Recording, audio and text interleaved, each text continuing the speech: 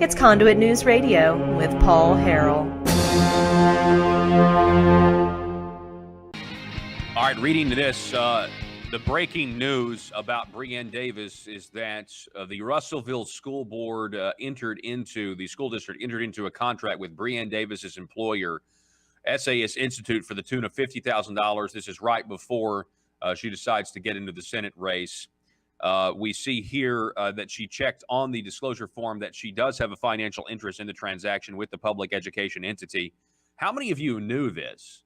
And of course, she claims that there's no financial compensation here. This is not true. She works for the organization that gets the money. There's clearly a financial interest in this because the more money your employer has, the more stable that your job is at the very least. Not to mention, we don't know. I mean, yeah, sure, Michael Lamoureux didn't get paid for lobbying as a senator. Yeah, sure, Jeremy Hutchinson never gets paid for lobbying as a senator. I mean, that's what they all say.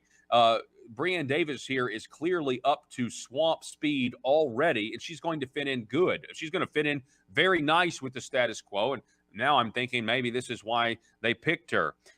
Whereas Mrs. Davis, a board member, having declared an interest in the proposed contract, left the meeting prior to the discussion of the contract, did not return to the meeting room until the voting on the contract had been concluded. So what? I know how the Marble Palace works. Hey, I need you to vote for this. I'll vote for what you need me to vote for later. That's how it works.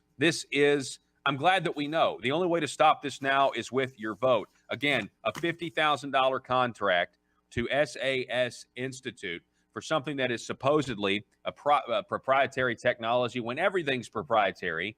The real question is, did Breanne Davis get her job so that they could get the contract in the first place? I mean, is it a long play? What is it? How many of you knew that this was going on? Again, Conduit News reporting, thanks to the Freedom of Information Act, that this in fact happened.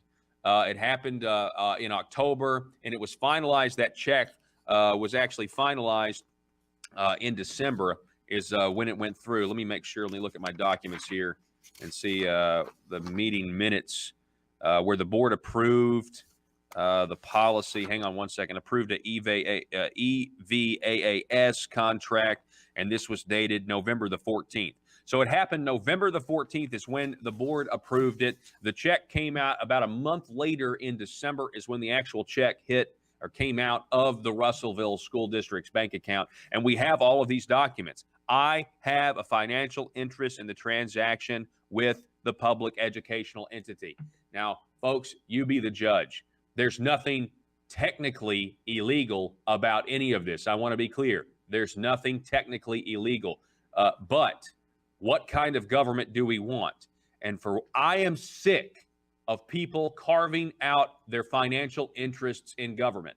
It happens at the Marble Palace all the time, and you and I both know it happens in local governments all the time. It is now time to stand up with your vote if you want something different. If you want this to continue, if you want to make excuses that there's nothing wrong with this, that's fine. I think most reasonable people would say, you know what? We can't have even the slightest appearance of corruption in our government because it makes us lose faith in the system. It makes us question whether everything you do has some other carrot or some other string attached to it. And that's exactly what goes on in Little Rock, folks. I've seen it firsthand. We desperately need people that don't want this person and this special group to benefit financially or this special we need everyone in this state to benefit, and we do that by less force, less coercion, and allowing an environment for voluntary cooperation among free men and free women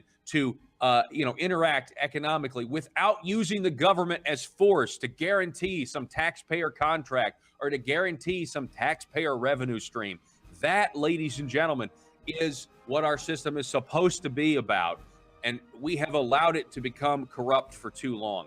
This is Conduit News Radio breaking the story. Again, Breanne Davis, while she's on the school board, the Russellville School District entering into a contract with her employer for $50,000. We'll take a break and be back in just a moment.